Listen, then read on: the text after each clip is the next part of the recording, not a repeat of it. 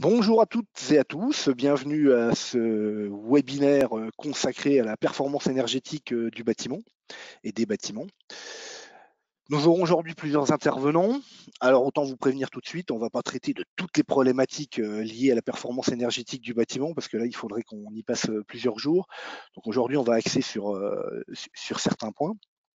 On aura l'occasion d'organiser d'autres webinaires sur la même thématique en 2022.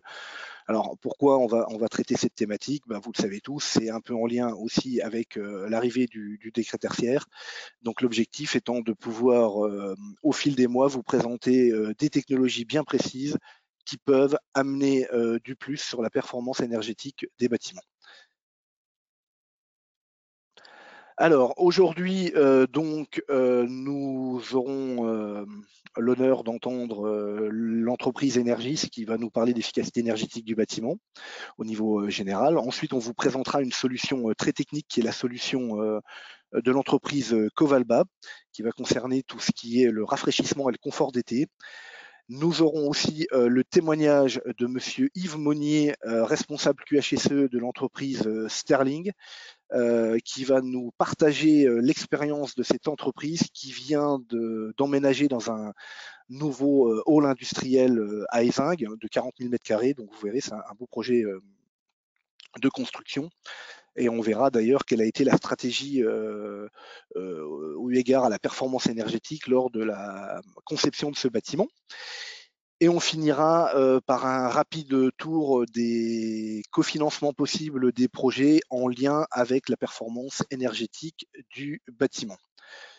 Voilà, je vais tout de suite céder la parole à Simon Angel de chez Energis qui va nous présenter la performance énergétique du bâtiment et les services de son entreprise. À vous Simon. Bonjour à tous. Alors attendez, est-ce que j'ai le... Ouais, c'est bon, j'ai le contrôle. Je vais pouvoir... Est-ce que vous voyez mon écran? Oui, Simon. Ok, c'est impeccable. Ouais, bonjour à tous encore une fois. Merci Monsieur Collin pour cette introduction et puis surtout merci d'avoir reprécisé que l'approche allait être assez générale et qu'on n'allait pas avoir le temps de rentrer dans tous les détails techniques parce qu'on pourrait parler performance énergétique des bâtiments et des bâtiments en industrie pendant des jours et des jours. J'ai la tâche de synthétiser tout ça et de vous présenter ça dans un temps qui soit suffisamment court pour que je ne perde pas toute votre attention. Vous pouvez, je pense, poser des questions dans le chat. Oui, alors vous avez raison, Simon, j'ai oublié de préciser ça. Vous avez un onglet qui est à votre droite normalement dans le menu pour poser des questions. Donc utilisez le menu questions plutôt que le chat. Enfin, on va essayer de surveiller les deux. Mais en tout cas, voilà, posez vos questions par écrit, n'hésitez pas. Après chaque intervention, on prendra le temps de traiter vos questions, d'essayer d'y répondre au mieux. Voilà, je vous repasse la parole, Simon. Très bien, très bien. Donc en quelques mots, voilà comment on va aborder le sujet. On parlera tout d'abord du cadre réglementaire, un petit peu autour des bâtiments et de leur performance énergétique. On verra ensuite quels peuvent être les différents enjeux et notamment celui qui peut être lié au financement en fait de cette performance énergétique. On verra ensuite qu'est-ce qu'on met derrière cette performance énergétique des bâtiments, qu'est-ce qui se cache derrière tout ça et comment ça se décompose. Quels sont les facteurs clés de succès des projets qui peuvent toucher à cette performance. Et enfin, on verra quelques exemples. Alors, c'est assez perturbant parce que je me vois, mais je ne vois pas la présentation. Ouais, du coup, alors attendez, je vais essayer de fermer ça. Je vais le descendre ici. Ouais, OK. Donc, en ce qui concerne le cadre réglementaire, tout d'abord, quelques enjeux. Donc, pour les bâtiments neufs, bien sûr, ils sont soumis aux différentes règles et normes autour de la construction, notamment les réglementations thermiques, la RT 2012 actuellement, demain la RE 2020, la loi énergie-climat aussi du 8 novembre 2019 qui définit certains usages, notamment pour les bâtiments de superficie supérieure à 1000 m². Et puis, dans l'existant, M. Collin en a parlé en introduction, le fameux décret tertiaire, qui, pour le coup, pour les industriels, porte très mal son nom, et qui va concerner finalement tous les bâtiments. Alors, j'ai mis hors production, donc voilà, toutes les surfaces de plus de 1000 mètres carrés de stock, de bureaux, etc., même dans l'industrie, vont être concernées par ce fameux décret tertiaire. Et en quelques mots, vont concerner donc les propriétaires ou les utilisateurs de ces bâtiments à deux aspects. Le premier, c'est que tous les ans, il va y avoir l'obligation de déposer et de déclarer ces consommations sur une plateforme qui s'appelle la plateforme Opérate, qui est gérée par l'ADEME. L'année prochaine, ça va être donc la première déclaration en septembre 2022. Elle sera jointe également du choix d'une année de référence qui sera comprise, si ma mémoire est bonne, entre 2011 et 2020 et qui sera l'année que chaque propriétaire, chaque utilisateur de bâtiment soumis à ce décret tertiaire choisira comme année à partir de laquelle on jugera des économies d'énergie qui sont faites. Il y aura des paliers d'objectifs de réduction des consommations à différentes échéances en 2030, en 2040, en 2050. En quelques mots et assez rapidement, parce qu'on ne va pas faire toute la présentation sur le décret tertiaire, deux méthodes. Une méthode dite relative, où on cherchera à atteindre des réductions de consommation par rapport à cette fameuse année de référence. Donc en 2030, ce sera 40% de réduction des consommations. En 2040, 50%. Et en 2050, 60%. Ou alors une méthode absolue qui consistera en fonction des usages des bâtiments ou des parties de bâtiments à ne pas dépasser une certaine valeur qui sera imposée par la réglementation en termes de nombre de kilowattheures par mètre carré. Voilà. On va voir maintenant un petit peu quels sont les… Voilà, pardon. On va voir maintenant quels sont un petit peu les enjeux autour du financement, notamment de ces projets de performance énergétique. Et à titre de rappel, ici, quelques chiffres.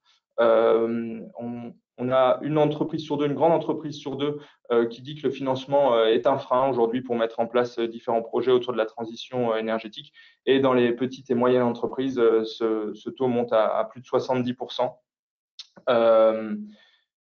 Néanmoins, cette transition énergétique est une priorité pour beaucoup d'entreprises. Plus d'une entreprise sur deux estime que c'est aujourd'hui, je dirais, quelque chose de très important. Et cette étude date de 2019. Je pense que, vu les actualités récentes et l'évolution du cours des énergies et du prix des énergies aujourd'hui, si on refaisait cette étude, je ne serais pas étonné que le taux d'entreprises qui font de la transition énergétique une priorité soit bien plus élevé qu'une sur deux. Néanmoins, elles n'ont pas toutes ni les personnes ni les solutions pour pouvoir financer ces différents projets. Et on verra un petit peu plus tard dans les exemples qu'on a des différentes possibilités pour lever ces freins autour des investissements et des financements de ces projets. Mais tout d'abord, qu'est-ce qu'on entend derrière la performance énergétique? Alors, on a remis sur cette diapo une présentation, une image qui vient de l'association Négawatt et qui pourrait définir finalement quels sont les différents leviers qu'on peut avoir au niveau de la performance énergétique, par exemple d'un bâtiment. Le premier, c'est la sobriété. On est ici finalement à l'échelle des personnes et des usages, de la manière dont on utilise le bâtiment, par exemple, et dont on va utiliser les différentes sources d'énergie, le chaud, le froid, l'électricité, etc. Et on voit ici que finalement, les leviers ou les actions qu'on peut mettre en place sont des actions assez simples. Par exemple, il s'agit de former éventuellement les utilisateurs, les occupants du bâtiment. Il y a les fameux nudges qui peuvent être aussi une source d'amélioration de ce genre de choses. C'est par exemple le petit dessin de l'usine qui fabrique l'électricité à côté de l'interrupteur pour que les gens pensent à éteindre la lumière en sortant de leur bureau. Il y a fatalement aussi des choses qu'on peut mettre en place en termes d'audit, quand on va être plus à l'échelle des utilités, par exemple, dans une industrie. Et puis, vous le verrez souvent dans les slides qui vont suivre dans cette présentation, la fameuse gestion technique du bâtiment, la GTB, qui est un des facteurs clés, puisque ça permet d'avoir une vision peut-être suffisamment pertinente de où j'utilise mon énergie, quelles sont les quantités d'énergie qui sont mises en jeu, et où j'ai tendance à devoir appuyer dans un premier temps pour améliorer la performance. Donc, on vient de voir la sobriété finalement. Encore une fois, on est ici à l'échelle des personnes et des usages. On a ensuite l'efficacité. Alors, l'efficacité, on peut la décliner selon moi sous deux aspects. Il y a l'efficacité du bâtiment à proprement parler. Là, on va parler par exemple de l'isolation, des menuiseries, etc. Voilà, sont des choses qui sont, je dirais, propres à la structure et la première fonction du bâtiment qui est d'abriter des occupants ou des objets. On se rend compte, nous, au quotidien, dans les discussions qu'on a avec nos différents clients, que ce sont des enjeux qui sont forts et c'est clair qu'il faut mettre les enjeux du bâtiment en avant dans les différentes démarches de performance énergétique. Néanmoins, c'est des choses qui, en termes d'investissement, sont souvent très lourdes, ont des temps de retour qui sont souvent élevés. Et je sais que M. Collin reviendra en conclusion de ce webinaire sur les aspects liés aux différentes aides. C'est des opérations qui sont peut-être aussi un petit peu moins accompagnées aujourd'hui en termes d'aide.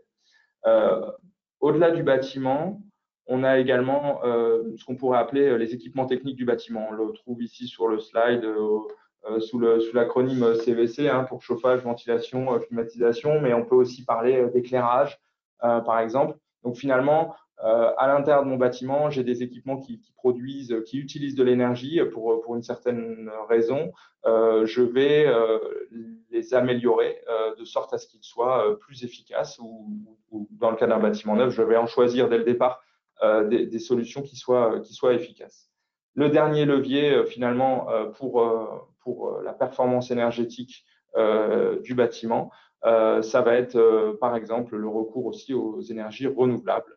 Donc, on a mis ici le photovoltaïque associé, par exemple, à du stockage, mais on peut parler aussi de géothermie, de biomasse, des sources finalement d'énergie qui ont beaucoup moins d'impact que des énergies dites, entre guillemets, carbonées, comme le gaz ou le pétrole d'une manière plus générale.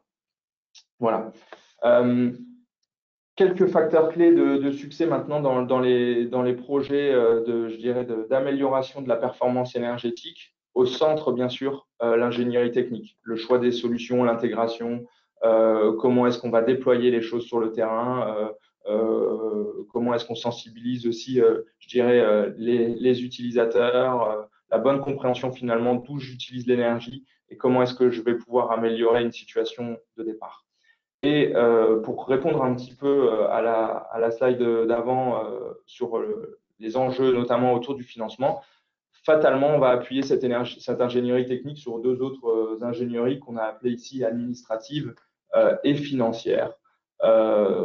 Comment est-ce que je peux optimiser le rendement ou la rentabilité de tel ou tel projet en m'appuyant notamment sur des subventions, sur des solutions de financement, quelles sont les démarches administratives à suivre, comment est-ce que on peut s'assurer que on puisse notamment être éligible à telle ou telle subvention et être certain que le projet dans son entièreté puisse tenir la route. On va attaquer maintenant quelques exemples concrets sur l'amélioration de la performance énergétique. Et on va partir du début finalement. C'est comment est-ce que je pilote, comment est-ce que je suis finalement ma performance énergétique. Donc, on va voir ici que ce qui est important, c'est de pouvoir piloter les actions d'économie d'énergie, vérifier les résultats obtenus dans un déploiement d'une action continue. On aura besoin pour ça de pouvoir piloter et suivre ses consommations, d'où l'intérêt, par exemple, d'une gestion technique du bâtiment. Et puis, bien sûr, d'avoir un point régulier avec un energy manager qui va être quelqu'un de l'entreprise ou quelqu'un d'extérieur qui va pouvoir aider à donner quelles sont les orientations et quelles sont les actions à prioriser. Ça peut être également le point de départ finalement d'une mise en conformité avec le décret tertiaire, avec une démarche ISO 50001, avec l'amélioration finalement de la performance énergétique du bâtiment en général. D'autres exemples, on peut parler par exemple de l'optimisation de la production de chaleur. Alors, la démarche, finalement, elle est un petit peu dans la même logique. C'est qu'est-ce que j'utilise en chaud, où c'est que je l'utilise, est-ce que j'ai possibilité éventuellement de réduire des régimes de température, d'améliorer les réseaux, etc. Et puis sinon, qu'est-ce que je vais pouvoir faire pour changer ou moderniser les systèmes et aller vers des choses qui soient plus performantes. On parle par exemple de revamping de chaufferie, de remplacement de chaudière, de mise en place de pompes à chaleur, par exemple. On peut aussi utiliser de la récupération de chaleur. Si j'ai de la chaleur excédentaire à certains endroits dans mon process, dans mon usine, peut-être que je peux la réutiliser pour réchauffer d'autres process ou au contraire pour aller réchauffer des bâtiments. Ça peut être le cas de la récup de chaleur, par exemple, sur des systèmes d'air comprimé.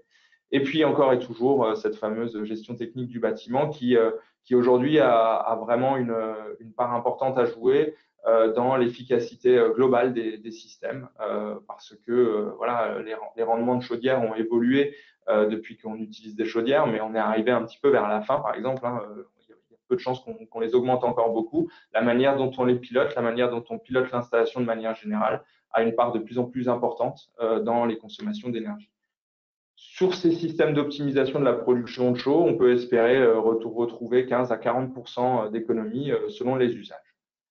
Autre avantage, on va pouvoir, par exemple, mixer, modifier les productions, avoir recours, par exemple, à des pompes à chaleur, donc finalement à utiliser de l'électricité plutôt qu'une autre énergie, user par exemple de la biomasse aussi, par exemple, ça peut être une des pistes. D'une manière générale, ça permet de limiter également la dépendance aux énergies fossiles. Au-delà de la production de chaud, on a souvent des halls. Les bâtiments industriels sont caractérisés par, je dirais, par des architectures un peu particulières, souvent des grandes hauteurs pour pouvoir contenir des machines, des équipements, des stocks qui sont des fois maintenus en température, etc. Et donc, l'optimisation du chauffage des halls, à nouveau par le pilotage et le suivi notamment des températures, à nouveau par une réflexion autour de quelles sont les températures que je vais devoir maintenir dans telle ou telle zone, permettent de faire des économies d'énergie. On parle ici par exemple de déstratification, combattre l'effet naturel de la stratification dans un bâtiment de forte hauteur, histoire de ne pas avoir la chaleur qui monte se retrouve en partie haute du bâtiment, alors que souvent on chauffe ces bâtiments pour les personnes qui les occupent, qui travaillent dans ces espaces et qui eux sont par définition plutôt en partie basse. Donc l'idée c'est de pouvoir réduire cet effet de stratification, notamment en rajoutant des stratificateurs, des ventilateurs qui vont par exemple rabattre l'air chaud de la partie haute du bâtiment vers sa partie basse, avec l'amélioration du confort forcément pour les occupants, mais également des réductions de consommation qu'on peut aller estimer jusqu'à peu près 30% selon les cas. Autre piste pour ceux qui utilisent du froid, c'est l'optimisation de la production de froid, le remplacement, le revamping de groupes de production d'eau glacée par exemple, avec la possibilité d'y adjoindre une récupération de chaleur. Si j'ai des usages, je dirais, concomitants de froid et de chaud à d'autres endroits, le fait de, entre guillemets, fabriquer du froid, finalement, on rejette de la chaleur. Cette chaleur peut être récupérée et réutilisée à d'autres endroits.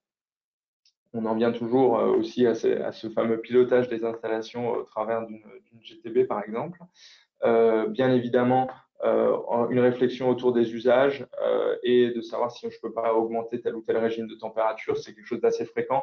Quand on va sur des sites, on se rend compte que on est sur des régimes de température d'eau glacée qui sont des fois assez bas et que finalement ils sont plus bas que ce que demandent les différents utilisateurs de cette eau glacée. Et là, c'est une des premières pistes d'amélioration qu'on peut proposer, c'est de relever les niveaux de température.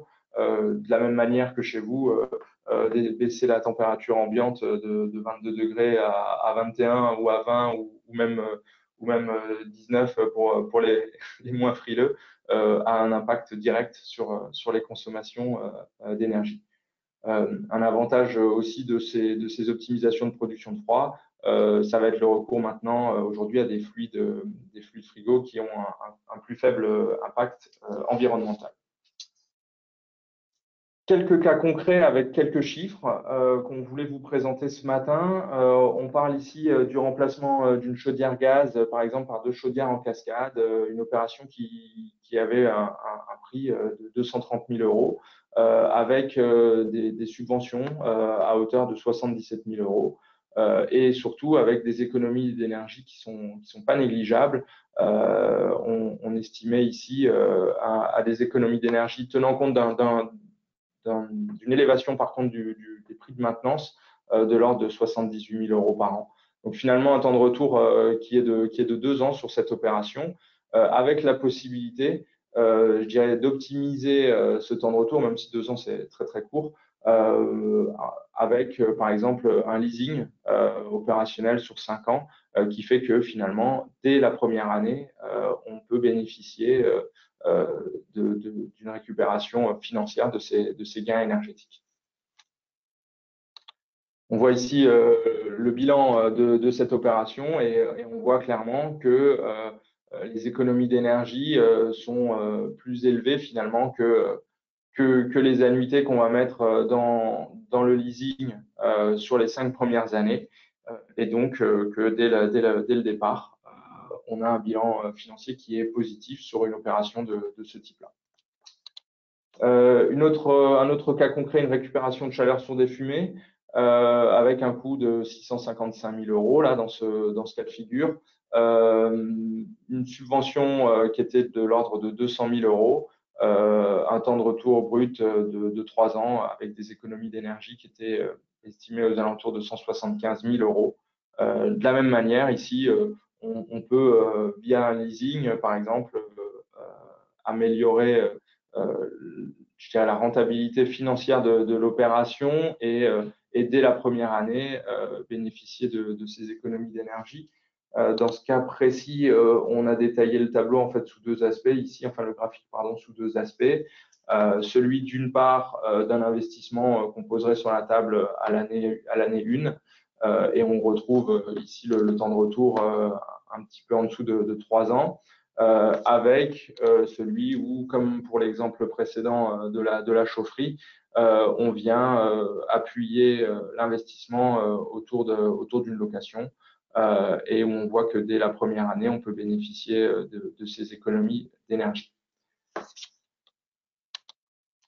J'en ai fini avec cette présentation. Je vais prendre quelques minutes pour vous parler un petit peu de notre société, donc Energys, qui rassemble aujourd'hui une dizaine d'entreprises avec des compétences autour de l'énergie et du numérique, avec notamment des bureaux d'études comme H3C ou Utilities Performance, qui sont des acteurs de l'énergie dans le bâtiment et dans l'industrie, avec des missions d'AMO ou de maîtrise d'œuvre sur différents sujets. On a également Genersys qui fait partie du groupe et qui aujourd'hui s'occupe de tout ce qui est intégration de régulation, automatisme, GTB.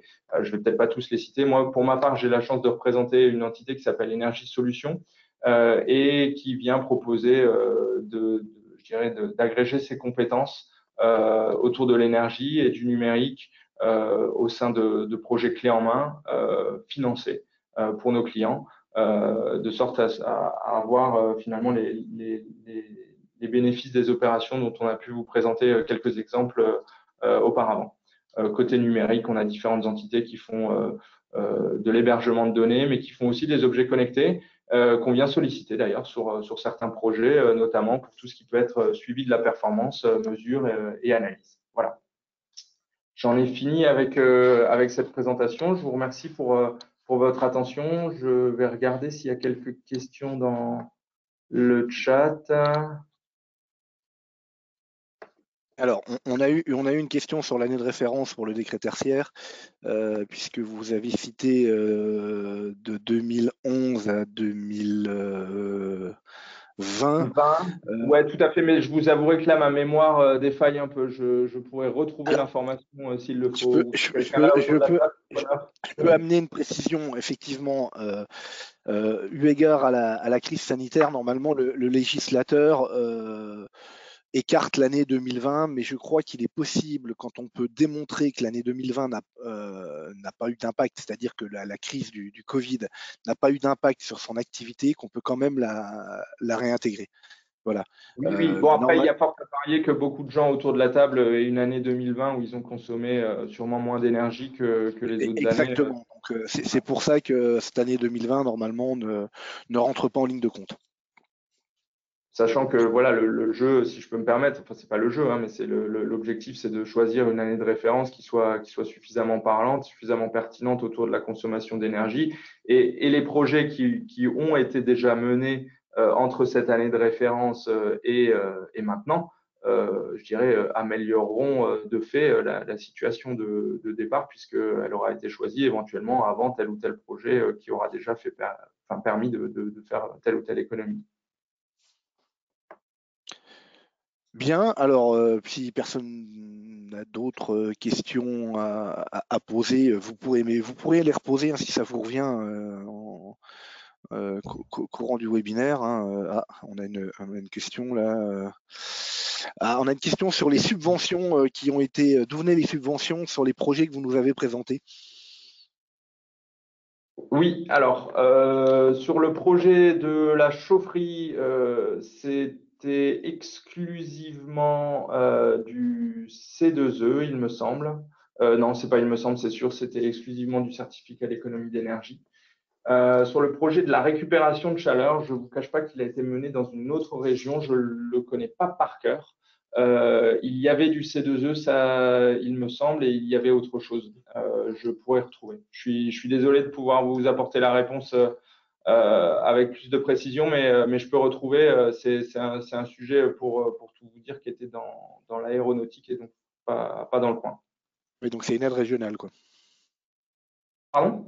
C'était une aide régionale, très probablement. Je pense, mais je suis plus certain. Je ne veux pas vous dire de bêtises, mais je peux vous retrouver l'info. D'accord. Est-ce qu'on a d'autres questions?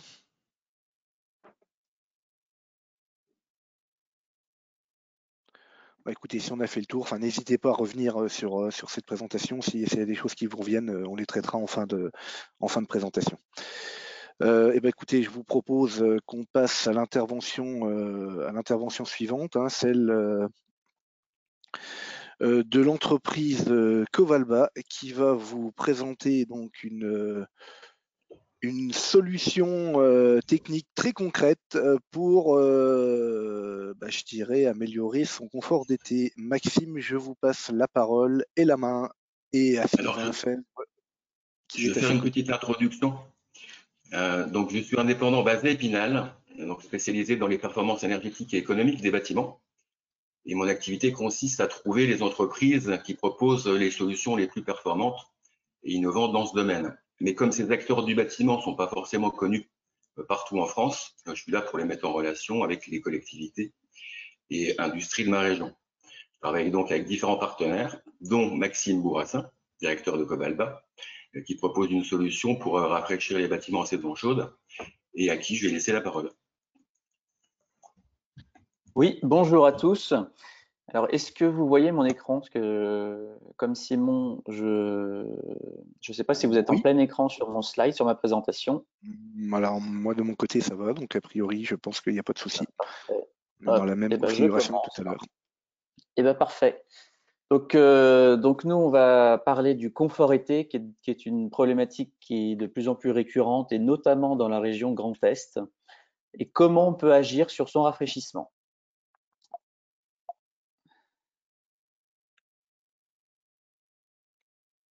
Hop. Alors, on va commencer par un premier constat. dans les zones d'activité, dans les zones industrielles, majoritairement, les bâtiments, les entrepôts sont construits avec des toitures sombres. Alors que ce soit avec différentes… oui. Maxime, je vous coupe. Faudra peut-être mettre votre présentation en plein écran pour le coup là. Parce Elle que est en nous, plein écran. Elle est en plein Ah, écran, mais… Ah oui, ça passe pas, si je comprends bien. oui, Pourtant, j'ai bien partagé. Alors, je vais mettre voilà. partager mon écran principal. Là, c'est mieux Là, c'est peut-être. parfait. Hop, On est tout parfait. bon. Nickel. Excusez-moi. Il n'y a pas de problème. Donc voilà, le premier constat, c'est au niveau de la surchauffe estivale, c'est de comprendre comment les bâtiments ont été construits depuis ces 50 dernières années. Donc majoritairement dans les zones industrielles, dans les zones d'activité, dans les retail parks, tous les bâtiments sont construits plus ou moins de la même manière et équipés d'étanchéité bien souvent sombres. On retrouve par exemple du bitume, du bac acier de plus en plus gris anthracite notamment, c'est à la mode, des membranes EPDM et tout un tas de revêtements assez sombres et qui malheureusement captent la chaleur et peuvent créer des surchauffes à l'intérieur de vos bâtiments. Alors que ce soit des bâtiments type production, des hypermarchés, des retail parks, mais également, comme on le disait tout à l'heure pour le décret tertiaire, des bâtiments tertiaires, des gymnases, des écoles, des hôpitaux. On a vraiment tout un tas de bâtiments qui sont équipés de toitures sombres aujourd'hui en France. Ça représente plus de 80% du parc aujourd'hui.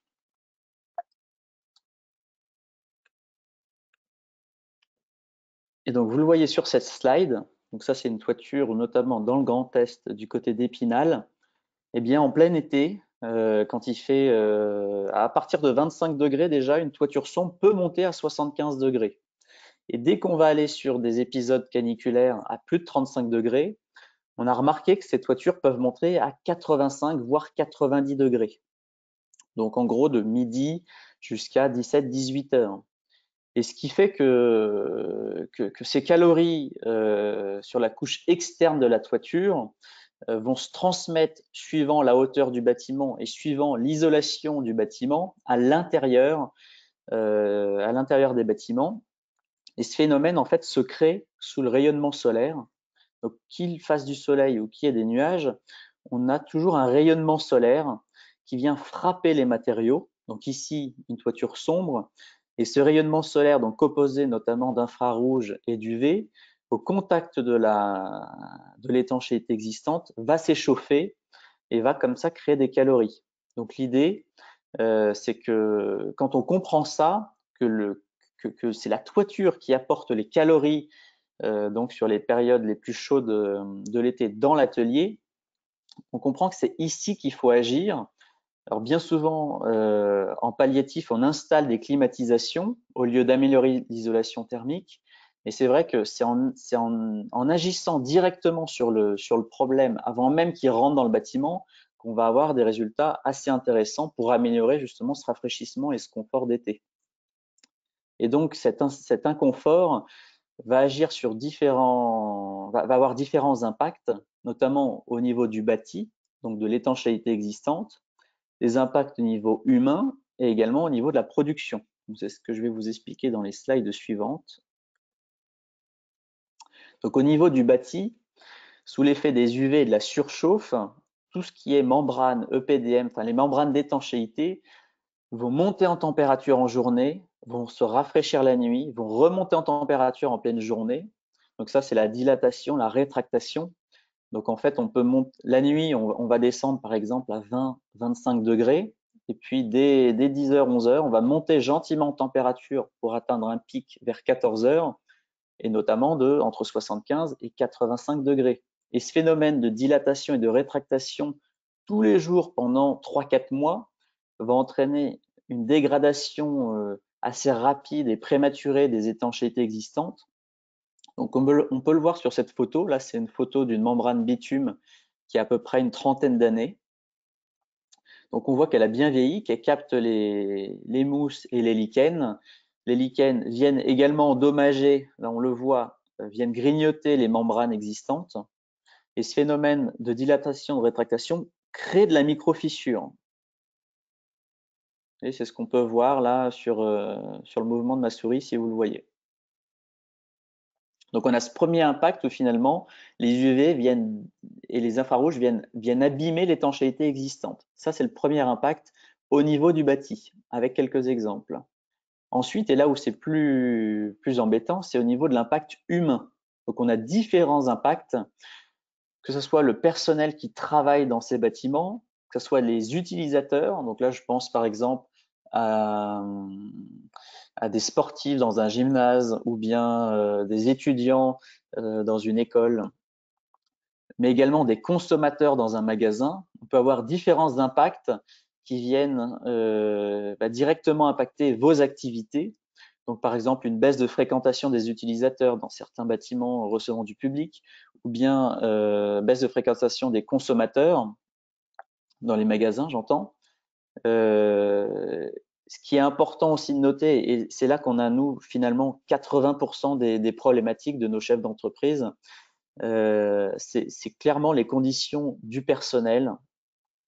Donc, le bien-être du personnel, les gens se plaignent de plus en plus de ces conditions en plein été, donc du mois de mai à courant septembre, il peut y avoir des grosses problématiques sur certains bâtiments mal isolés ou mal rafraîchis, tout du moins, qui peuvent avoir plusieurs effets, notamment un accroissement du turnover, des malaises, des changements d'horaire de travail, enfin des organisations vraiment à repenser pour pouvoir continuer l'activité pendant ces surchauffes estivales. Et on a un dernier point, c'est au niveau de votre activité. Donc, le fait de rentrer des calories dans votre bâtiment, on le voyait tout à l'heure, entre 75 et 85 degrés en toiture. Ces calories vont migrer à l'intérieur de vos entrepôts, de vos bureaux. Et on peut avoir, donc ça, c'est des remontées terrain en moyenne de 28 à 35 degrés en plein été dans vos locaux d'activité, qui peuvent également être générés par des machines qui dégagent de la chaleur dans vos entrepôts. Et donc, quand on additionne ces différentes sources de chaleur, notamment la toiture, vos machines et des verrières, par exemple, qui apportent de la lumière, là, on monte énormément en température et peut y avoir de grosses problématiques pour vos activités. Donc, je reprends l'aspect humain où là, on a une baisse de productivité qui agit directement donc sur vos activités. On a aussi remarqué des dégradations de matières premières, donc des clients qui voient leurs matières premières en plastique ou certains caoutchoucs perdent en qualité, mais également les produits finis qui sont notamment stockés en haut de rack sous toiture qui peuvent être dégradés sous la température. On entend par là, par exemple, des produits pharmaceutiques, des produits alimentaires, du chocolat qui fond, par exemple, du produit cosmétique, les rouges à lèvres qui peuvent fondre. Donc, voilà toutes les remontées terrain qu'on a et l'impact que ça peut avoir sur vos produits finis, par exemple. Aussi, d'autres exemples qui nous viennent régulièrement, c'est le maintien de consignes de température, que ce soit au niveau du process, donc par exemple en pharmaceutique ou en agroalimentaire, où il y a des températures de consignes à bien maintenir qui sont difficilement respectées sur les périodes les plus chaudes. Donc voilà quelques idées d'impact que peuvent avoir les surchauffes estivales dans vos activités. J'en oublie plein d'autres. L'idée, c'est de vous montrer les exemples récurrents qu'on peut voir dans nos différents audits thermiques. Et donc, l'idée de Covalba, enfin la solution de Covalba, c'est une solution de rafraîchissement low-tech, donc un rafraîchissement passif. Donc, on l'applique directement sur les toitures existantes. C'est vraiment là qu'on a l'apport majoritaire de calories dans un bâtiment. Et donc, on a mis au point un revêtement blanc réflectif qu'on applique en rénovation ou bien en neuf, bien que le marché de rénovation soit plus important pour nous. Et l'idée, c'est de venir baisser la température extérieure de vos toitures pour bloquer à la source l'entrée des calories dans votre bâtiment.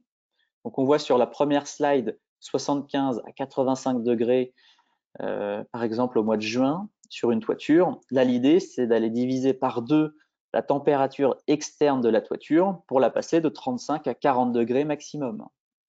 Donc ça, c'est quand il fait 35 degrés. En fait, on va être proche de la température ambiante à l'ombre. Donc s'il fait 35 degrés à l'ombre, votre toiture sera entre 35 et 40 degrés maximum. Alors, comment ça fonctionne? L'idée, alors une peinture blanche de base, par exemple, va naturellement rafraîchir par rapport à un revêtement, à un matériau noir. Ça, on le sait, c'est assez simple à comprendre. Depuis la nuit des temps, c'est utilisé notamment dans les maisons, dans les pays du Maghreb, en Grèce, dans les pays espagnols notamment, pour naturellement se protéger de la chaleur.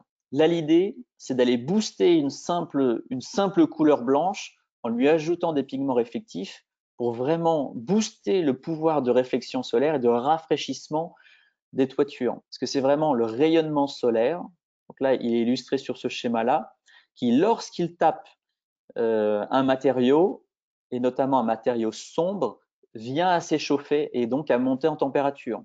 Et ça, quand on est dans le rayonnement solaire, c'est les infrarouges notamment et les UV qui sont responsables de l'échauffement. Donc l'idée, ça va être de repousser ce rayonnement solaire en recouvrant vos étanchéités existantes d'un revêtement blanc réflectif. Donc là, sur le petit schéma, sur un matériau noir, la réflexion solaire ordinaire va être de l'ordre de 15%. C'est-à-dire que le soleil qui frappe votre toiture, 85% va se transformer en calories et va chauffer votre bâtiment, et 15% sera réfléchi naturellement. Chaque matériau, en fait, a un pouvoir de réflexion. Du verre réfléchit du rayonnement solaire, du bitume va plutôt l'absorber, par exemple. Et donc, notre revêtement blanc réflectif, lui, a un pouvoir de réflexion solaire de 93%. C'est-à-dire qu'on est quasiment à 100% du rayonnement solaire qui est réfléchi pour empêcher la montée en température de la toiture. C'est pour ça qu'on est proche de la température ambiante, parce qu'on arrive à quasiment renvoyer la totalité du rayonnement solaire qui chauffe votre toiture. J'espère que j'ai été clair. C'est pas très sorcier à expliquer, mais voilà, c'est vraiment sur le rayonnement solaire qu'il faut agir pour bloquer l'entrée de calories. Alors notre système se compose en différentes couches. Donc sur les supports poreux, notamment la membrane bitumineuse qui représente à peu près 70% des étanchéités en France, on applique après un nettoyage à l'eau une première couche de primaire qui vient bloquer les fonds, qui vient favoriser l'adhérence de notre film blanc sur son support. Ensuite, on a le base coat qui est en 2 couches. Donc ça, c'est la base réflective blanche qui vient garnir, améliorer l'étanchéité de votre membrane. Et c'est vraiment la base réflective qui vient réfléchir le rayonnement solaire. Et pour la protéger des agressions, notamment extérieures des UV, on lui rajoute une 4e couche, donc le top coat, qui a une durée de vie d'une 20aine d'années et qui permet finalement d'empêcher la perte de teinte de blanc dans la durée, qui permet d'éviter l'encrassement dans le temps avec les polluants environnants qui pourraient se déposer sur votre toiture. Donc, dès qu'il va pleuvoir, ça va forcer les pollutions qui sont déposées sur la toiture à partir dans les gouttières. Et c'est surtout un anti-UV qui empêche la décoloration du blanc dans le temps. Donc, prenez l'exemple d'un meuble de jardin en PVC blanc qu'on va laisser sur sa terrasse. Au bout de 4-5 ans, rapidement, il va se décolorer. Il va partir sur le gris foncé. C'est exactement la même chose pour nos revêtements blancs. Si on ne vient pas les protéger avec un top coat, on a une durée limitée à 4-5 ans. Donc là, l'idée était de créer un système robuste dans le temps avec une durée de vie et une blancheur conservée pendant une 20aine d'années. Et on a un autre système qui s'applique sur des supports non poreux type bac acier galvanisé notamment, où là on se passe du primaire, c'est uniquement le base coat en 2 couches et le top coat. Sachant que notre système Donc pour ce système-là sur du bac acier, ça représente plus ou moins 1 kg par mètre carré, tandis que pour de la membrane bitume, avec le primaire en plus, on va être de l'ordre d'1 kg 200, 1 kg 300 au mètre carré. Donc c'est très garnissant et c'est comme ça qu'on arrive à avoir une durée de vie assez importante dans le temps. Et ce qui est intéressant, c'est que ça s'adapte sur tous les supports. Donc majoritairement en France, je vous le disais, on est sur de la membrane en bitume, donc 70% du marché. On retrouve également régulièrement du bac acier ou de l'acier galvanisé, et de temps en temps de l'EPDM, de la membrane PVC grise, qui est assez utilisée là depuis 10 ans, qui s'applique également dessus, sur du béton, sur de la fibre au ciment, sur du plexi, sur du vitrage, sur de l'ardoise. On a vraiment on peut vraiment s'adapter sur tous les supports. Après, c'est un jeu de primaire à appliquer sur les supports poreux pour maximiser l'adhérence dans le temps. Alors, je vous ai mis quelques photos d'application pour que vous puissiez imaginer sur une toiture comment c'est appliqué. Donc là, c'est sur une toiture d'un entrepôt frigorifique, c'est une chambre froide. On voit la première couche qui a été déposée sur une membrane en bitume noir et l'opérateur est en train d'appliquer la deuxième et la troisième couche, donc le fameux base coat. Et sur ces 3 couches, on viendra rajouter notre top coat, donc l'anti-UV, anti-encrassement, pour avoir un système complet. Et on a donc nos stations de peinture, les machines, les fûts de peinture au sol, et on monte seulement un flexible, un pistolet et un opérateur sur la toiture pour venir appliquer le revêtement. Et on a aussi une solution qui s'applique sur les skydomes, sur les verrières ou les puits de lumière. Donc là, c'est un puits de lumière en fibro notamment. On l'applique en 2 couches et ici, l'intérêt n'est pas d'opacifier. L'idée est bien de conserver de la chaleur. Donc, on a développé un film qu'on applique en 2 couches qui permet de conserver à peu près 50% de luminosité et qui bloque finalement l'éblouissement et la surchauffe quand on est sous les puits de lumière. Bien souvent, des opérateurs travaillent sous les puits de lumière sur des machines et peuvent avoir une gêne soit au niveau de l'éblouissement, soit au niveau de la surchauffe localisée, donc effet tête chaude. Et donc, c'est en agissant sur les puits de lumière qu'on peut venir traiter et endiguer ce problème. Donc, ça a différents avantages. Je vais reprendre mes 3 points, le bâti, l'humain et la production. Donc, sur le bâti, le premier gain immédiat, c'est de diminuer de plus de 50% la température à l'extérieur de votre toiture, donc en bloquant à l'entrée et à la source les calories pour empêcher la montée en température de votre bâtiment. On vient également prolonger la durée de vie de votre membrane existante. Ça, c'est vraiment le base coat qui est très garnissant, donc à peu près 1 kg par mètre carré, qui vient garnir et améliorer l'étanchéité existante. Donc, dans certains cas, on a des entreprises qui veulent faire du 2 en 1, reprolonger leur membrane existante tout en rafraîchissant leur bâtiment. Parce que si on remet une membrane neuve, on ne change pas le problème parce qu'elle sera noire. Là, l'idée, c'est vraiment de prolonger de l'existant. Donc, quand c'est en bon état, pour reprolonger de plus de 15 ans la durée de vie de vos membranes bitume, de vos EPDM notamment. Ensuite, on limite, comme si on appliquait une crème solaire finalement sur vos membranes, on vient limiter l'effet dilatation-rétractation parce que l'échelle de dilatation sera beaucoup plus faible. Aujourd'hui, donc on avait dit la nuit, ça descend à 20-25 degrés et ça peut monter jusqu'à 85 degrés en pleine journée. Là, l'idée avec une membrane recouverte du revêtement Covalbar, on va avoir une échelle comprise entre 20 degrés la nuit et 35-40 degrés la journée. Donc en fait, on vient vraiment limiter ce phénomène de dilatation et de rétractation qui crée de la microfissure et qui finalement endommage vos membranes. On agit également sur les mousses et les lichens qui adorent se développer sur les membranes existantes. Donc le film, le top coat, a une propriété qui vient empêcher le développement de mousse et de lichen sur le revêtement.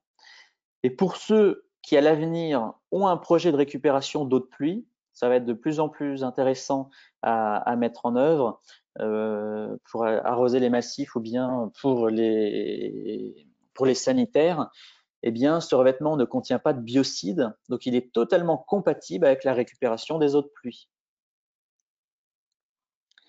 Ensuite, je vais vous parler des avantages humains. Donc là, clairement, en termes de confort, on vient rafraîchir l'intérieur des bureaux ou des ateliers de 4 à 10 degrés. Donc c'est assez large. En fait, les degrés de température sont fonction de l'âge du bâtiment, de la hauteur du bâtiment, de son isolation, de l'apport en lumière, notamment par des verrières plein sud ou plein ouest. Donc plus le bâtiment va être bas, c'est-à-dire 5 à 6 mètres de hauteur avec une isolation qui a une vingtaine d'années, plus on va avoir de rafraîchissement de l'air. Et si le bâtiment est neuf, l'isolation jouera son rôle de déphasage thermique. On aura du rafraîchissement, mais beaucoup moins important que si le bâtiment a plus de 20 ans. En moyenne, sur les différentes expériences qu'on a pu réaliser, on est de l'ordre de 4 à 5 degrés, et sur des bâtiments qui ont 20 ans avec une isolation inférieure à 10 cm, on vient chercher les 7 à 10 degrés de rafraîchissement. Donc c'est pas anodin, notamment quand on monte à 35 degrés dans certains bâtiments. Ensuite, on vient améliorer le bien-être du personnel, notamment en rafraîchissant de manière passive les ateliers. Donc ça peut être une alternative à de l'installation de climatisation, ou bien pour ceux qui ont de la climatisation, bien venir soulager un peu la climatisation pour atteindre une température de consigne assez correcte. Et ainsi, on limite la baisse de productivité. C'est vraiment une démarche RSE pour le bien-être du personnel. Et ensuite, au niveau du consommateur, donc ça, c'est plutôt dans les retail parks, où quand il fait 28 degrés, 29 degrés dans les magasins, clairement, on a une baisse assez importante de fréquentation. Là, l'idée, si on a une température consignée entre 24 et 26 degrés, on évite la baisse de fréquentation dans les surfaces de vente et on augmente ainsi le panier d'achat. Et ensuite, le troisième, l'avantage sur vraiment votre production. Donc, il y en a plusieurs. Là, c'est vraiment que des exemples. On va agir sur les économies d'énergie. Et ça, clairement, c'est l'avantage majeur de notre solution. C'est que pour les bâtiments ou les bureaux équipés de climatisation, on vient faire des économies allant de 15 à 40% de climatisation suivant vos activités. Donc, bien sûr, une chambre froide qui climatise à moins 18 degrés ou des plateformes logistiques qui climatisent à 4 degrés feront beaucoup plus d'économies d'énergie que du bureau qui climatise à 25 degrés, par exemple. Le fait d'alléger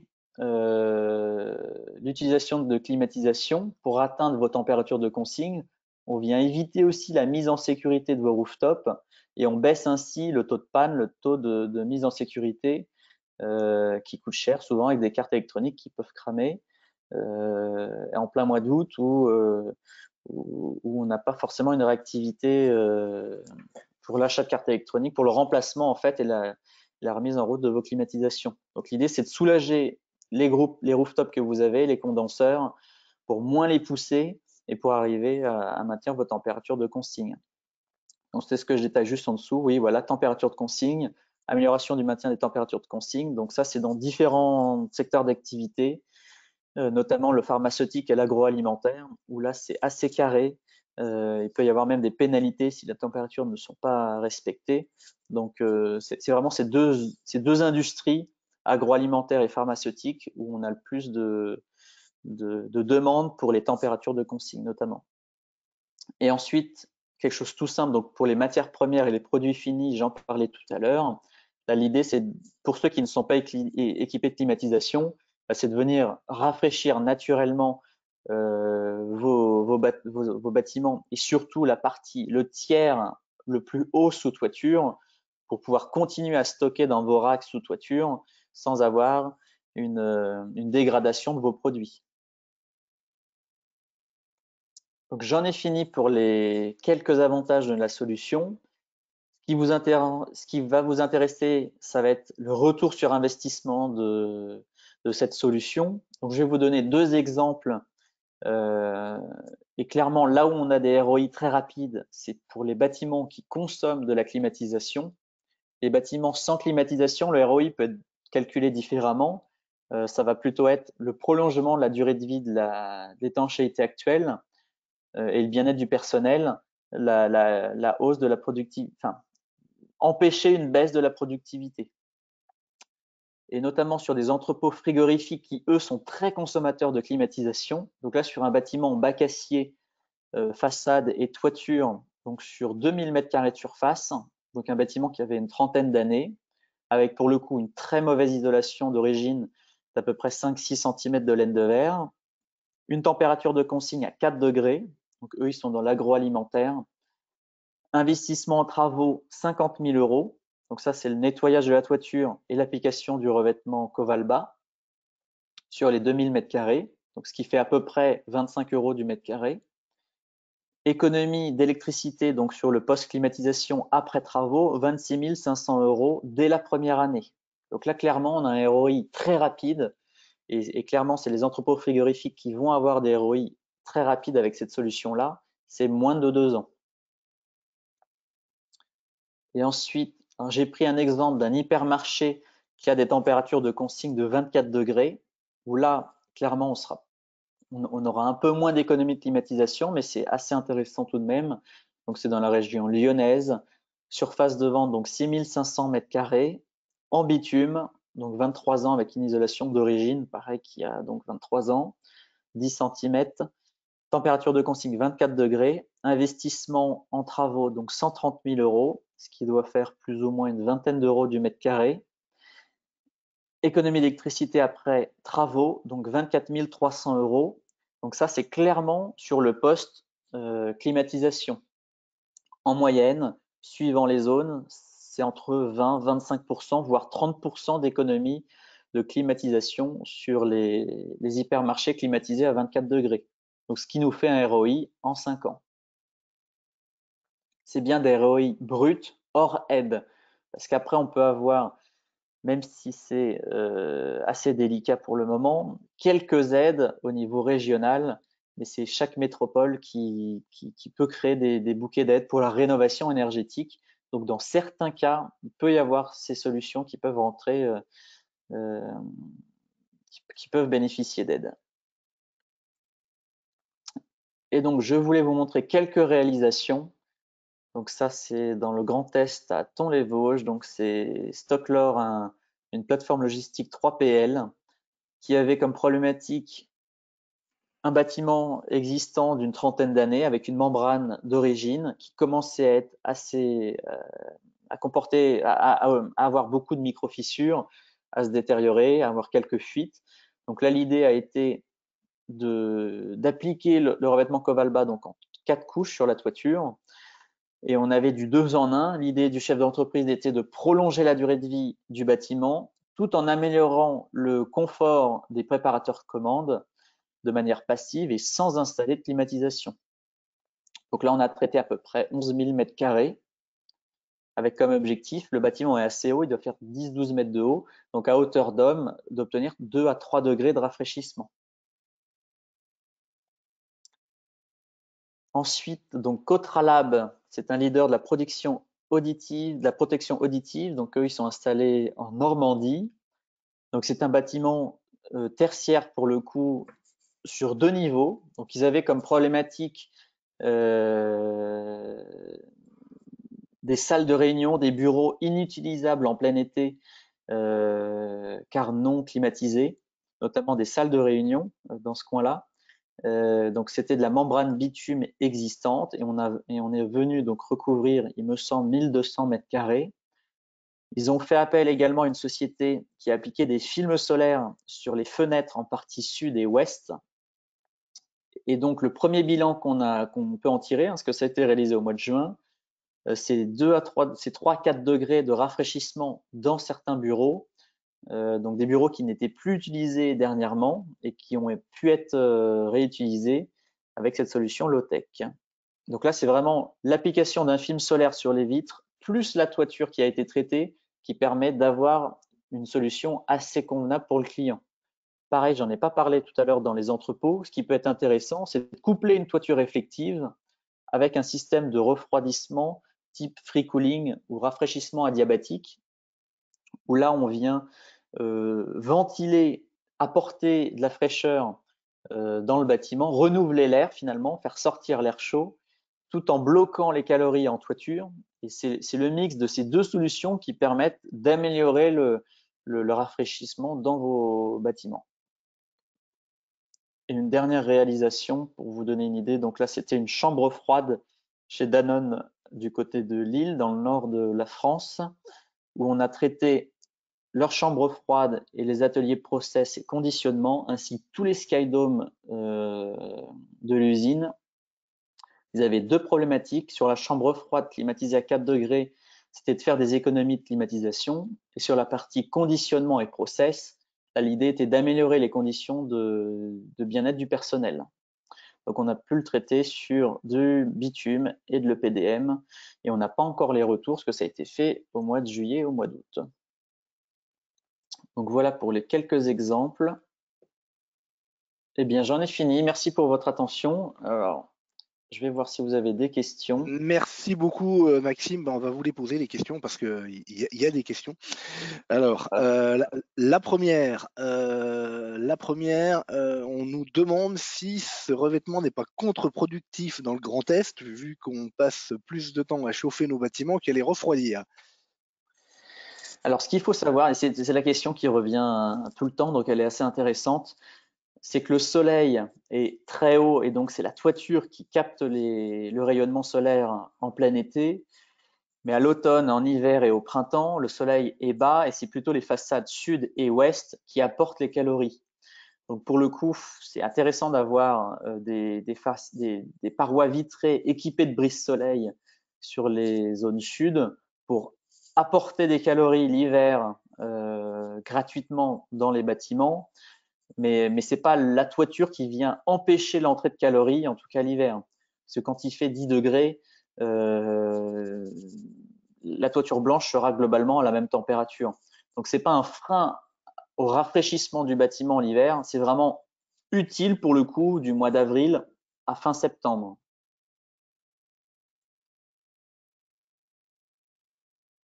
Ok, bah merci, c'est très clair.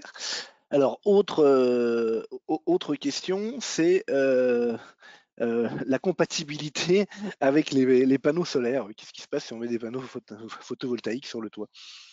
Alors ça, c'est intéressant et c'est bien justement de les mettre dans un projet solaire. Alors quand il y a déjà une centrale photovoltaïque installée sur la toiture, malheureusement, on ne peut plus faire de miracle. Mais avant d'installer une centrale photovoltaïque, là où c'est hyper intéressant, c'est que sur une toiture froide, une toiture réflective, on vient booster en fait le rendement des panneaux photovoltaïques. Alors que ce soit du simple face ou du biface, on a remarqué un rendement amélioré de 10 à 15% pour du simple face et jusqu'à 25% pour du biface. Alors c'est peu encore répandu le biface, mais ça vient, et je pense que dans les 5 à 10 années à venir, le biface va vraiment être un panneau de plus en plus utilisé. Donc on vient booster, on vient améliorer le rendement du panneau photovoltaïque. Donc au contraire, c'est même intéressant quand on a ce projet-là d'anticiper pour deux choses, pour booster le rendement de la centrale photovoltaïque que vous avez installée sur vos bâtiments et pour rénover et améliorer l'étanchéité, reprolonger la durée de vie de vos étanchéités existantes avant de poser votre centrale, parce qu'une fois qu'elle est posée, ça va être beaucoup plus difficile d'y accéder. Donc, ça peut être hyper intéressant d'y penser quand vous avez ce projet de photovoltaïque. Merci. Alors, on nous demande quelle est la charge admissible de ce type de revêtement par rapport à un revêtement bituminé, par exemple. Alors, du bitume, ça fait un rouleau de membrane bitumineuse, c'est plus ou moins 4,5 kg au mètre carré. Là, nos solutions, nous, c'est 1,3 kg mouillé au mètre carré. Donc, en sec, on est à moins d'1 kg au mètre carré. Donc, clairement, c'est totalement admissible sur toutes les charpentes, sur toutes les constructions aujourd'hui en rénovation. Il n'y a pas besoin, comme du photovoltaïque, où là, on est sur 17 à 20 kg par mètre carré. Nous, c'est à peine 1 kg par mètre carré. Donc, clairement, il n'y a pas besoin de renforcer vos charpentes. Ça s'adapte vraiment sur l'existant sans problème. Sachant que 1 mm d'eau par mètre carré, ça fait 1 kg. Donc, je ne sais pas si certains de vos entrepôts ont même de la neige en plein hiver dans le Grand Est, mais si ça s'effondre pas, Ça arrive, ça arrive. c'est vraiment prévu pour. Hein. C'est très léger. Par rapport à une membrane bitume, quand on vient renouveler justement la toiture, souvent c'est remis par-dessus, eh bien ça pose quelques problèmes parce que rajouter 4,5 kg sur déjà 4,5 kg, ça peut poser certaines contraintes. D'accord. Et si la question était posée par rapport à la charge admissible du produit en lui-même, c'est-à-dire quand on pose quelque chose sur… sur le produit, ouais, on peut marcher dessus sans problème. il n'y a Après, pas de l'idée, contre-indication. c'est quand on met des groupes clim, il y a toujours des tampons qui sont installés dessous, donc faut rien changer à vos habitudes. C'est sûr qu'au bout de quelques années, peut-être qu'au bout de 10 ans, ça fera une marque localement sur les 10 cm² où il y aura le tampon de la clim. Mais ça, quel que soit le revêtement, de toute façon, on aura toujours une petite marque. Mais c'est pas pénalisant, en tout cas pour les projets. Alors, vous avez en partie déjà répondu à cette question, mais je vais vous la poser quand même pour que vous donniez un peu la limite d'intervention. C'est est-ce qu'on peut appliquer ce système sur un ancien toit bituminé qui serait déjà boursouflé et fissuré? Quelle est la limite? Eh ben, si c'est de la micro-fissure, comme je vous l'ai montré sur les photos, c'est admissible. En revanche, quand on est dans ce genre de cas, là, c'est une visite technique obligatoire. S'il y a une boursouflure de 2 cm, c'est pas sorcier. Si le toit est complètement boursouflé, et ça on en voit de temps en temps, c'est pas magique non plus. Il faut que le support soit quand même en assez bon état pour que ça puisse tenir dans le temps. Donc l'idée, c'est pas à tout prix de l'appliquer sur n'importe comment. Il faut que le support soit en bon état. Donc ça nécessite une visite sur place ou bien l'envoi de photos. Mais bien que ça adhère sur tout un tas de supports, hein, comme on l'a vu, sur certains supports en fin de vie, vraiment arrivés à maturité, il faut quand même regarder, on ne peut pas faire n'importe quoi. Pour la visite technique, évidemment, je suis disponible. Alors, autre question, est-ce que ça peut s'appliquer par temps de pluie? Ah non, et c'est pour ça que l'été dernier, on n'a pas été gâté dans votre région. Non, il faut pas qu'il pleuve. Alors, il peut pleuvoir quelques gouttes la nuit, ça aura eu le temps de sécher dans la journée, mais non, malheureusement, il faut qu'il y ait un taux d'hygrométrie inférieur à 75% lorsqu'on l'applique. Donc, c'est-à-dire qu'on peut l'appliquer du mois de mai jusqu'au mois de septembre à des températures supérieures idéalement à 18 degrés. Donc, entre 18 et 30 degrés, c'est idéal. Et donc, par beau temps, ou en tout cas sans risque de pluie. Donc, c'est assez contraignant pour nous, où finalement, à l'année, on a 4-5 mois pour appliquer. Donc, le reste de l'année, on fait de l'entretien, on fait des préparations des supports, mais il faut bien anticiper quand on a ce genre de projet, quasiment 6 mois, 1 an à l'avance, parce que les applications se font sur quelques mois, là où on a les meilleures saisons. D'accord. Alors, on parle là cofinancement. Est-ce que vous auriez déjà vu des cas de figure, comme on parle d'amélioration de travail des conditions de travail pour les salariés, puisque ça permet de rafraîchir l'atmosphère? Est-ce que vous avez déjà vu la CARSAT intervenir dans le financement de ce type de solution? Non, mais c'est une bonne question. Peut-être qu'il y a des choses à faire avec. C'est vrai qu'actuellement, c'est assez récent, cette solution en France. Nous, on la développe depuis 2018. Elle commence à être reconnue par le ministère de l'écologie notamment. Ça commence à être de plus en plus utilisé. Notamment, on a fait la CPAM qui pour ses bureaux, y pense. Mais c'est un sujet à creuser parce que actuellement, comme c'est une innovation, comme toute innovation en France, ça nécessite quelques années, voire quasiment 10 ans avant que entre le démarrage du produit et vraiment que les autorités le valident. Donc actuellement, il n'y a pas pléthore d'aides.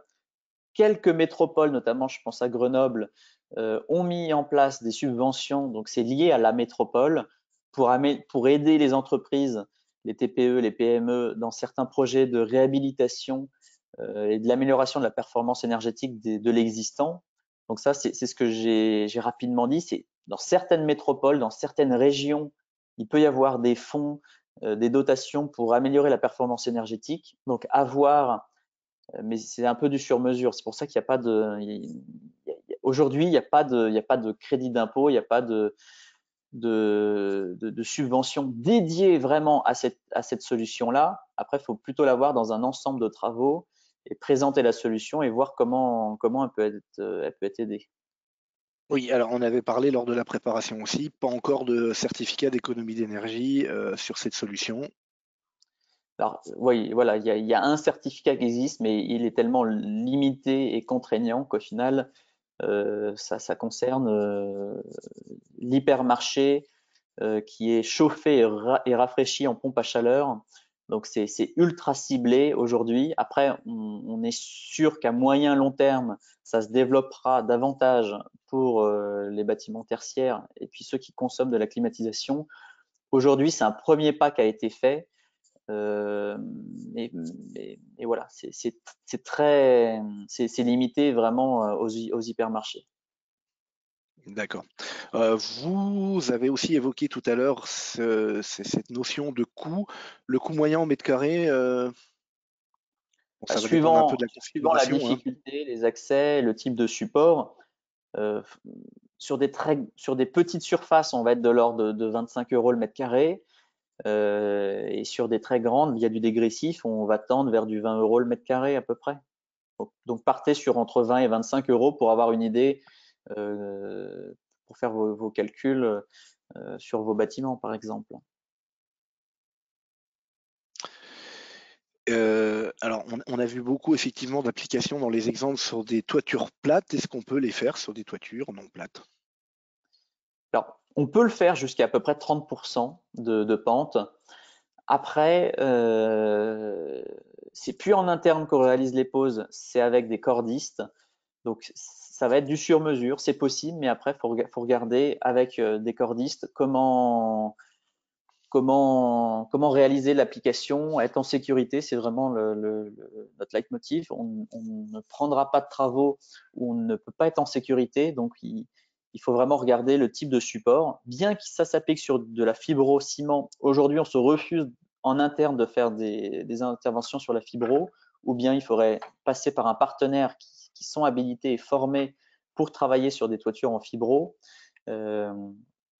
Il faut quand même être vigilant. Ces travaux en toiture, il y a des accidents chez les couvreurs tous les ans. Donc c'est vraiment la sécurité avant tout. Donc, ça peut au cas par cas être faisable.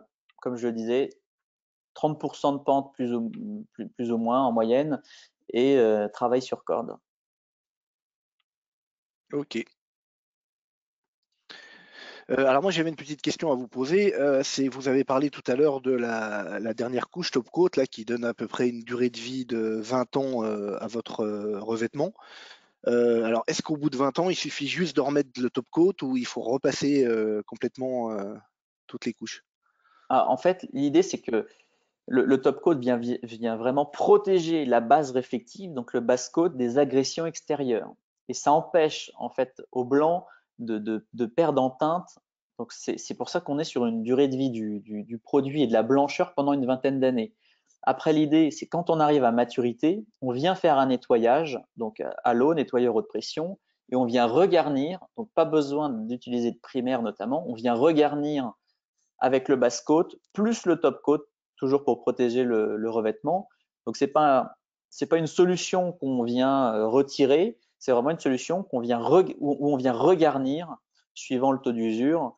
Donc l'idée n'est pas d'attendre non plus 20 ans, on peut anticiper quelques années avant. Donc c'est complètement dans de l'économie circulaire. Et si en plus on devait rénover parce que le bitume arrive à 40 ou 50 ans, ça passe en recyclage en fait. Comme c'est des produits en phase aqueuse non solventés, il n'y a pas de problématique pour recycler, pour partir dans les lots de recyclage des membranes goudronnées par exemple. Ok. Eh bien, écoutez, Maxime, merci beaucoup pour votre intervention. C'était très clair et très passionnant. Nous allons passer à l'intervention suivante. Monsieur Monnier, êtes-vous parmi nous?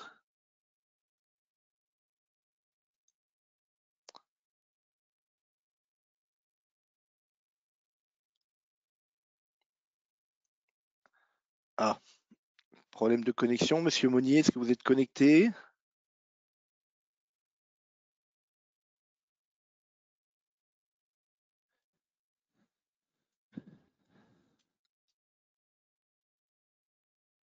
Ah, on a un problème de connexion avec notre intervenant de chez Sterling, SE Sterling, qui va nous rejoindre normalement par l'audio.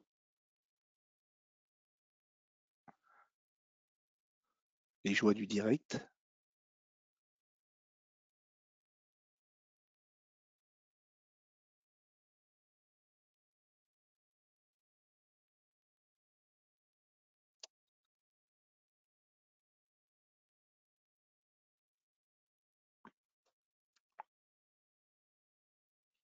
Bien, alors si notre... on l'avait tout à l'heure en ligne. Donc l'entreprise Sterling, je vais essayer de le contacter par téléphone.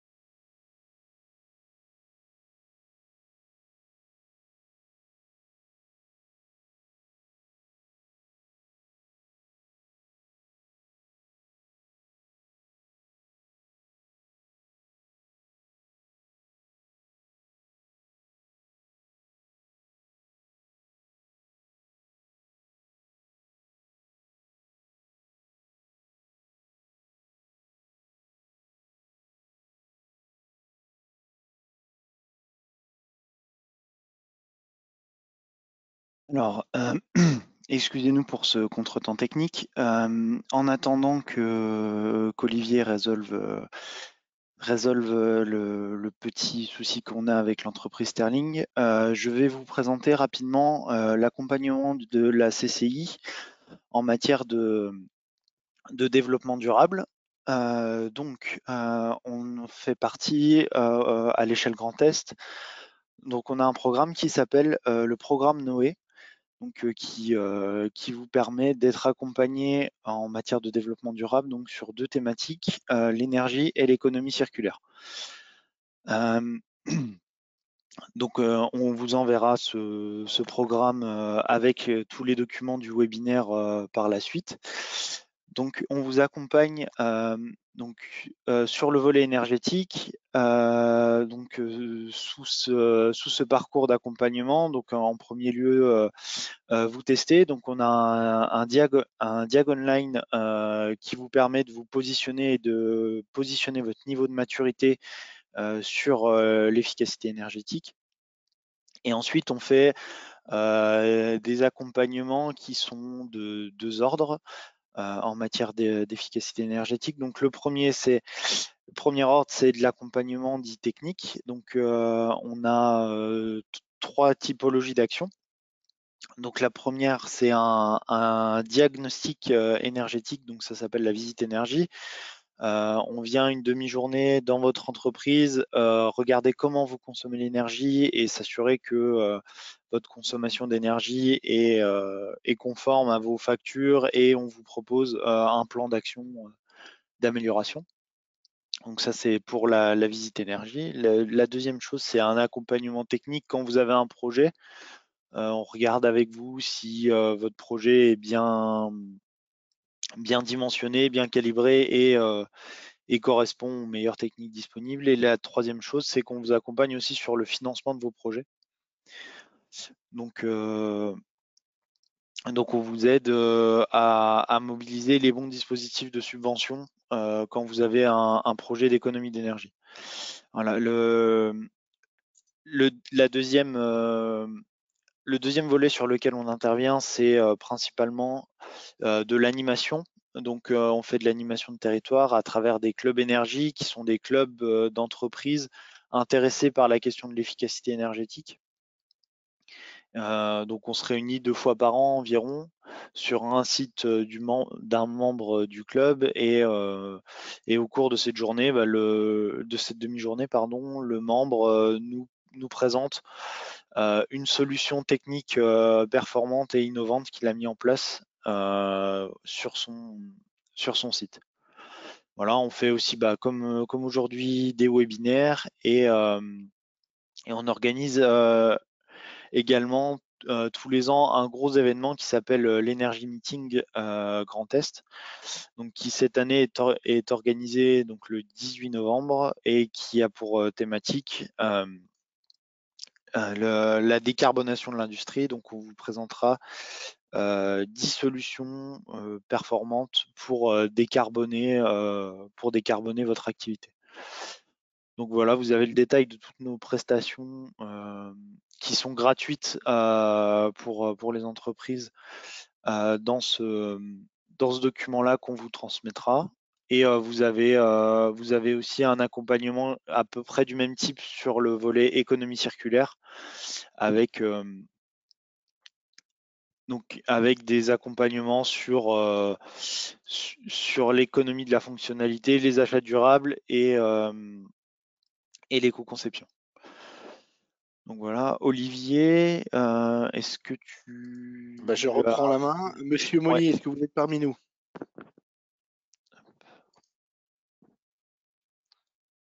Monsieur Monnier.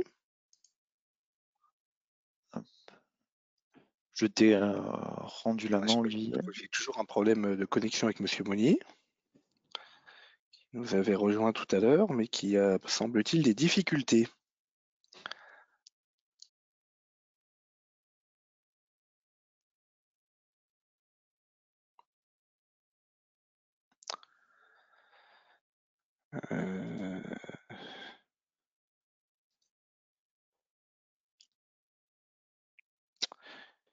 Bien, écoutez, je vais vous passer la première vidéo de l'entreprise Sterling pour que vous puissiez regarder au niveau timing ce que ça a donné. Donc cette entreprise avait plusieurs sites de production en Alsace. Et elle a souhaité optimiser ses flux, optimiser sa production, et donc a conçu un bâtiment neuf sur la commune d'Ezingues. Et vous allez voir tout de suite la vidéo de conception de ce bâtiment.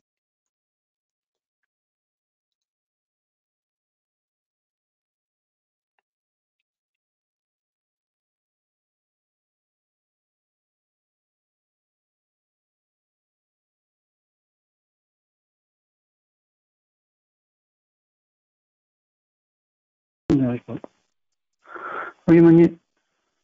Oui, on vous entend. Allez-y. C'est bon, on m'entend? Oui. Je commence alors. Bonjour à tous. Donc merci pour cette invitation à ce webinaire. Nous permet de témoigner sur une expérience de construction de nouveaux bâtiments avec des choix énergétiques que nous avons réalisés dans le Grand Est. Donc voilà, je m'appelle Yves Monnier, je suis responsable QHSE chez SES Sterling. On est nouvellement installé à Ezingues, donc à la frontière suisse, à côté de Saint-Louis. Donc je présente rapidement l'entreprise, ce qui vous expliquera aussi, ce qui vous permettra de comprendre pourquoi on a fait certains choix. Donc on est concepteur, producteur et on livre des articles pour l'industrie électrique, tout ce qui va autour du câble électrique. Et pour ce faire, nos ateliers de production, nos fabrications sont essentiellement basés sur de la matière plastique et du caoutchouc. Ce qui veut dire qu'on a des gros ateliers de transformation de plastique. Qui dit plastique dit fondre, dit haute température. Et la même chose pour le caoutchouc, pour la vulcanisation du caoutchouc, transformation du caoutchouc, il faut monter les matières en température.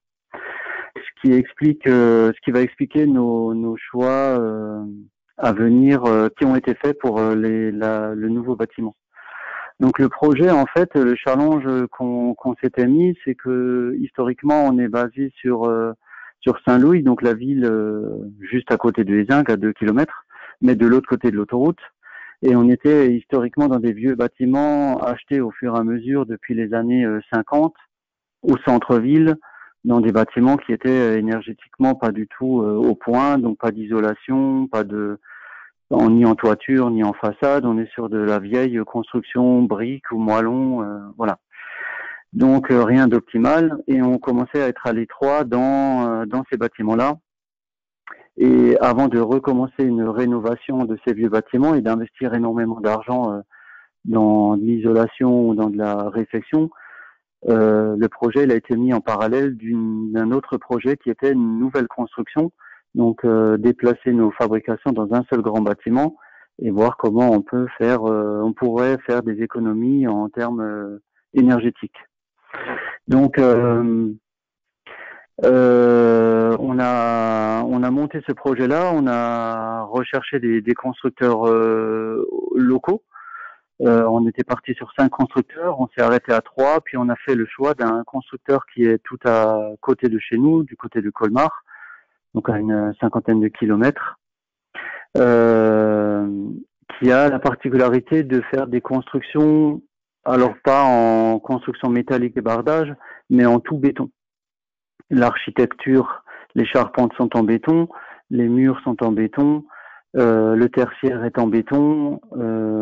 Voilà, donc c'est un choix qu'on a fait qualitatif pour un bâtiment durable, pas un bâtiment pour du court terme, comme des fois certains entrepôts peuvent être montés et puis une rentabilité à court terme, mais on est plus sur de l'investissement à long terme, aussi pour l'image de marque, mais sur un bâtiment qui va durer dans le temps. Notre entreprise date de 1928, donc on voulait donner cette image de qualité et de durabilité.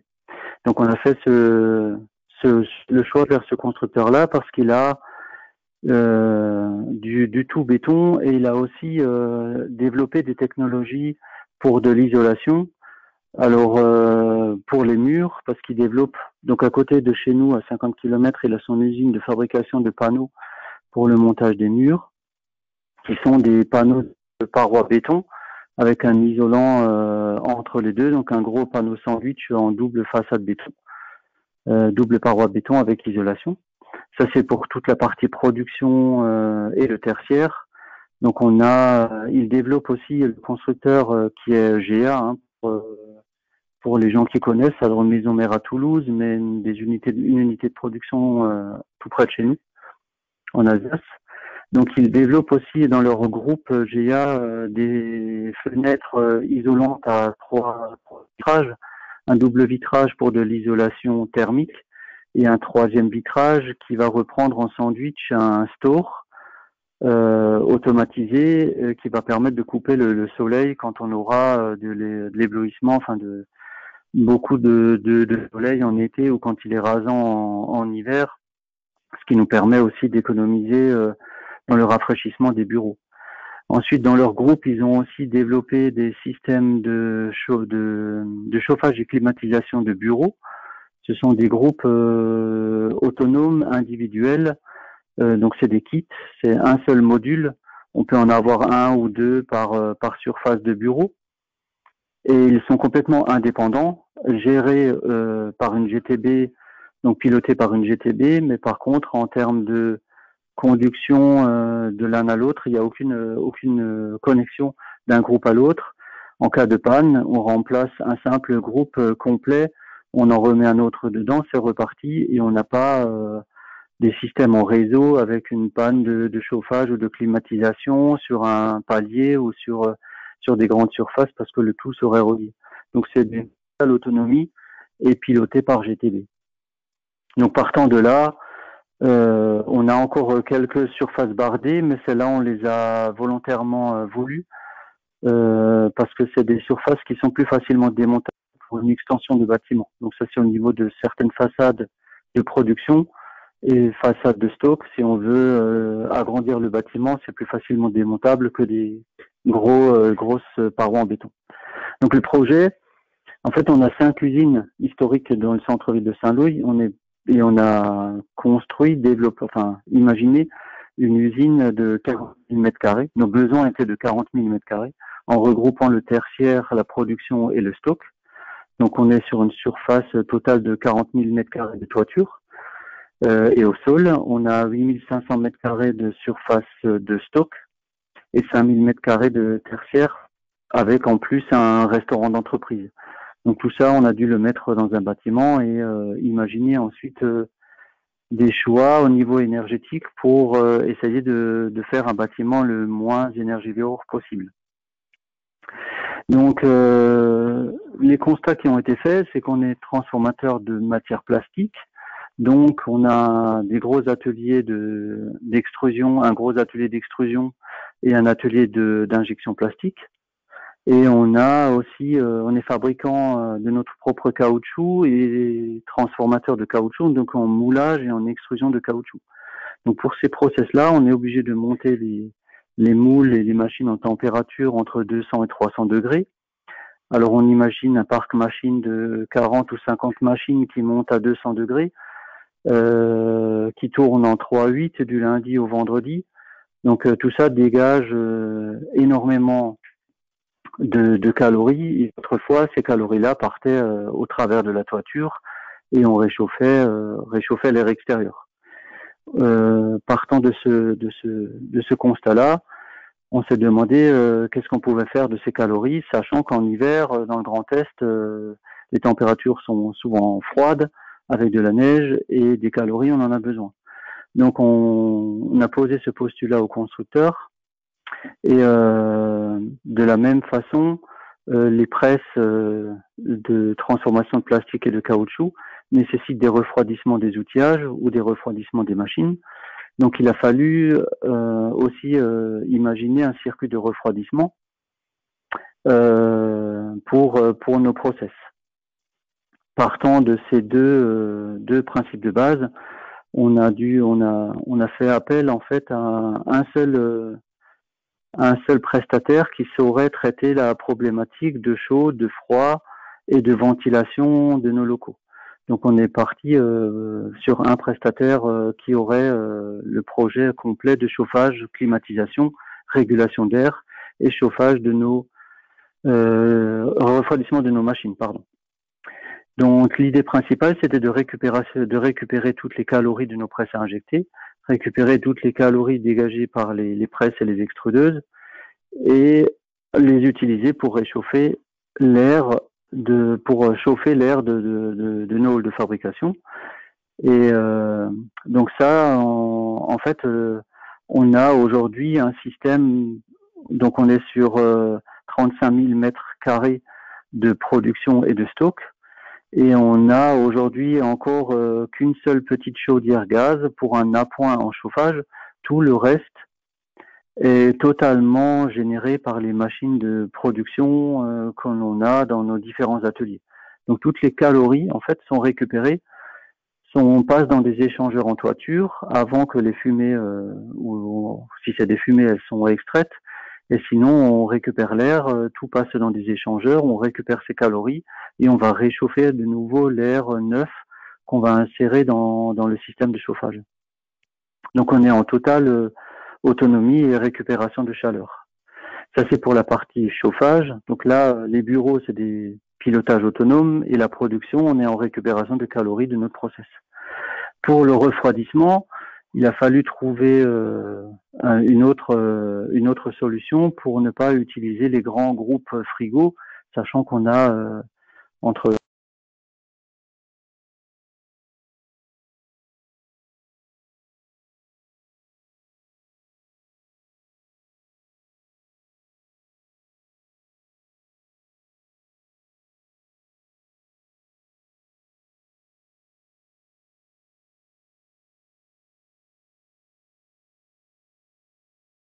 Alors, on a un souci, on a perdu Monsieur Monnier, a priori.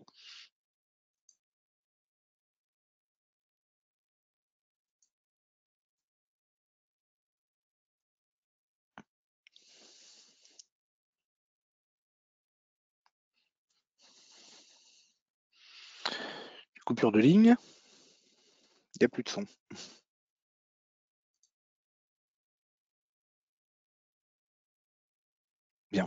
Alors, je ne sais pas si tout le monde m'entend bien, moi, par contre.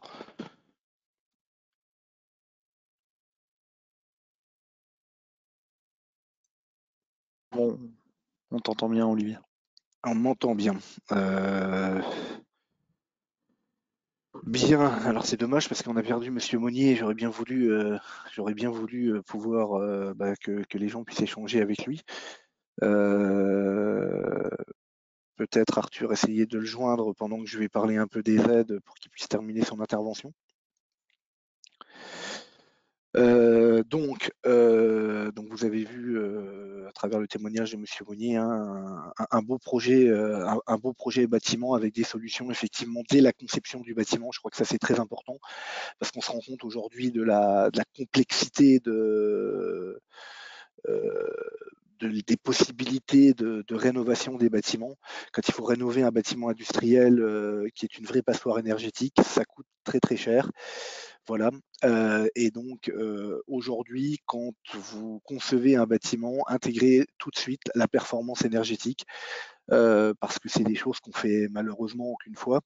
Quand il faut y revenir, qu'il y a des ponts roulants, qu'il y a des produits en dessous, c'est super super compliqué. Voilà. Alors, justement, pour pouvoir concrétiser des projets de performance énergétique du bâtiment, on va faire un rapide petit tour des aides financières qui existent aujourd'hui en capacité de vous accompagner. Alors, très clairement, la première chose à regarder, puisque ça a été dit tout à l'heure par Monsieur Bourassin, certaines métropoles, certaines Codecom ont des dispositifs d'aide pour la rénovation énergétique des bâtiments sur leur territoire. Donc je dirais que le premier échelon à consulter peut être effectivement sa com d'agglo, sa Comcom, pour voir s'il y a des programmes en cours, souvent adossés sur des programmes européens, mais qui peuvent entre guillemets vous permettre d'engager un cofinancement à vos travaux de rénovation énergétique. Sinon, en milieu industriel, sur les parties qui sont dites tertiaires, donc les bureaux, les stocks, les entrepôts, éventuellement des showrooms quand vous en avez, vous pouvez faire appel aux certificats d'économie d'énergie qui existent sur les parties tertiaires. Alors, vous pourrez faire effectivement des simulations, il y a pléthore de sites, je vous recommanderai bien sûr le nôtre, que nous avons monté en partenariat avec Enerpro. Vous l'avez là, vous aurez les présentations de toute façon. Quand vous simulez, je dirais, un certificat d'économie d'énergie sur ce type de site, vous vous placez bien là comme une activité tertiaire puisque vous allez parler de vos bureaux par exemple. Ne rentrez pas par le critère industrie pure et dure puisqu'après vous ne trouverez que les certificats quasiment liés au process ou en tout cas au relamping ou des choses comme ça. Donc n'hésitez pas à aller voir sur ces sites, il y en a d'autres qui existent, notamment celui de la T2E par exemple, celui de l'ADEME aussi, qui peuvent vous permettre d'identifier toutes ces fiches certificats d'économie d'énergie, sachant que généralement les fournisseurs les maîtrisent très bien puisque c'est quelque part aujourd'hui un atout pour eux pour vendre aussi leurs solutions.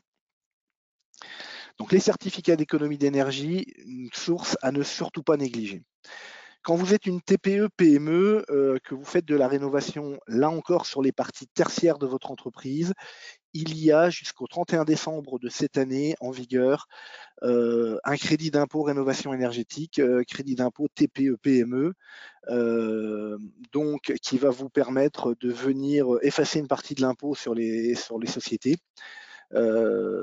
après coup. Alors, il est valable que jusqu'au 31/12 de cette année pour tous les devis qui ont été signés avant cette date. Sur les parties production, eh bien, ça va assez vite de vous parler d'aide puisqu'il n'y en a pas. Il n'y a aucune subvention directe sur la rénovation énergétique d'un atelier de production. Si vous faites l'isolation de cet atelier, des poses de faux plafonds, il n'y a aujourd'hui aucun dispositif. Pas de C2E non plus, puisque les seuls C2E qui sont liés à l'isolation sont sur la France d'outre-mer, mais ça ne marche pas en France métropolitaine. Alors, je fais un tout petit bémol parce qu'il existe quand même, il faut le signaler au niveau de la région Grand Est, un appel à projet bâtiment exemplaire passif mais qui a un niveau d'exigence, bâtiment passif, qu'on ne va pas forcément rechercher sur les projets de bâtiments en industrie.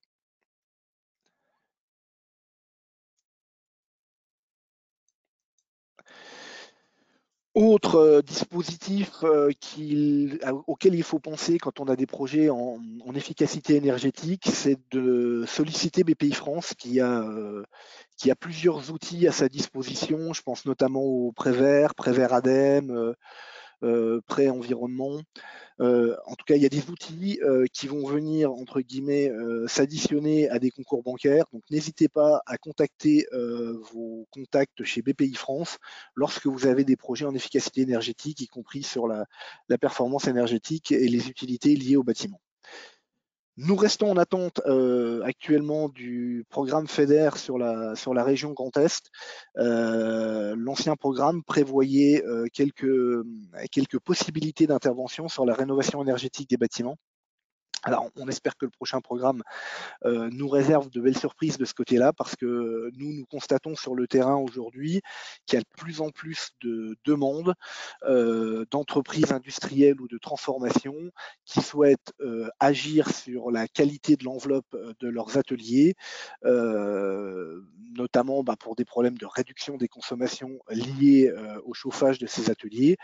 Je dirais que c'est comme à la maison, hein, c'est pas la peine d'investir dans des solutions de chauffage performantes si l'enveloppe est une vraie passoire.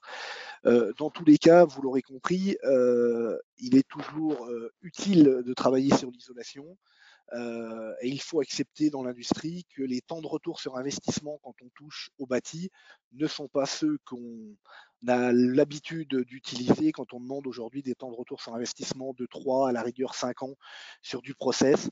Il faut accepter sur le bâtiment d'avoir des temps de retour sur investissement qui sont parfois plus longs. Voilà. Nous en avons terminé avec cette présentation. Je m'excuse pour le petit problème technique que nous avons rencontré avec Monsieur Monnier, qui s'est peut-être connecté. Si vous êtes là, Monsieur Monnier. Alors, je viens de l'avoir au téléphone. Il n'arrive plus à se connecter. Ok, mais alors, il m'a transmis plusieurs éléments, enfin plusieurs choses. S'il y a des questions à lui transmettre sur le phasage de la conception du bâtiment, de Sterling ou autre, il se fera un plaisir de répondre. On lui transmettra les questions et on vous fera un retour par la suite. Et il avait aussi un point par rapport à l'intervention de Covalba. Si vous êtes encore là, Monsieur Bourassin. En fait, lui, il disait qu'ils avaient envisagé l'éventualité d'une toiture réfléchissante, mais que la proximité avec l'aéroport de Bâle a fait que ça n'avait pas été possible. Alors, je ne sais pas si Monsieur Bourassin, vous avez déjà été confronté à ce genre de problématique ou pas, mais voilà, c'était un commentaire que Monsieur Monnier avait par rapport à son retour d'expérience à lui.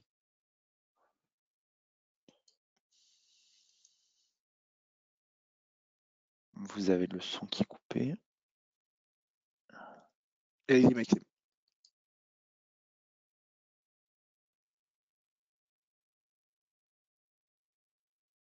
Là, normalement, c'est bon. On doit vous entendre. Non ?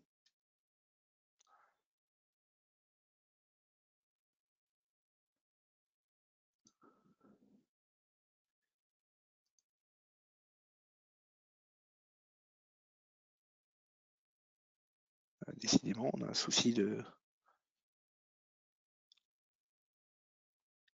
Ah, là, vous m'entendez? Oui, voilà. Oui. Bah, vous ne m'avez pas donné l'autorisation de parler. Alors, oui, pour la question, à proximité d'une toiture, on l'a régulièrement. Alors, c'est étrange parce que il y a certains aéroports même qui ont été traités. Là, on a un projet à faire pour un aéroport dans le sud de la France, un bâtiment de l'aéroport. Donc, je pense que c'est plutôt une méconnaissance du sujet et peut-être du directeur de l'aéroport. C'est vrai qu'en général, quand on est voisin d'un aéroport à moins de 3 km, tout ce qui est projet de centrales photovoltaïques sont interdits par rapport à la gêne visuelle que peuvent procurer les panneaux solaires, hein. Vu que c'est du vitrage, c'est clairement éblouissant. Nous, nos solutions, on ne renvoie pas finalement la lumière, même si c'est un spectre assez petit, c'est surtout de l'invisible qu'on renvoie, donc des infrarouges et des UV. Donc il n'y a pas de gêne visuelle pour les pilotes d'avion. C'est bien une toiture réflective, ce n'est pas une toiture réfléchissante, c'est pas un phare qu'on met sur le toit, hein. C'est vraiment, on réfléchit de la lumière invisible. Donc, tous les projets qu'on a pu faire à côté des aéroports ont tous été validés. Donc, je pense plutôt que c'est peut-être une mauvaise présentation, une mauvaise connaissance du sujet vis-à-vis du directeur de l'aéroport. Mais ça pose aucun problème dans 99% des cas. Ok. Merci beaucoup. Bien, je crois qu'on a traité toutes les questions. Je vais terminer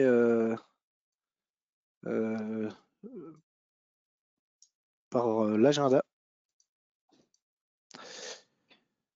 Alors, nos prochains événements en termes d'énergie au niveau de la CCI Grand Est, c'est le 18 novembre. Je pense que beaucoup d'entre vous sont déjà inscrits à cet Energy Meeting Grand Est qui aura lieu en web TV, donc sur un plateau TV en direct, où nous allons vous démontrer quelles sont les nouvelles solutions innovantes de décarbonation, des choses qui sont très en pointe. Donc n'hésitez surtout pas, pour ceux qui ne l'ont pas fait, à vous inscrire à cette manifestation, donc, qui a lieu le jeudi 18 novembre de 9h à 11h. Donc, avec accès sur les nouvelles solutions énergétiques au service de la neutralité carbone des entreprises. Là, on va parler vraiment décarbonation.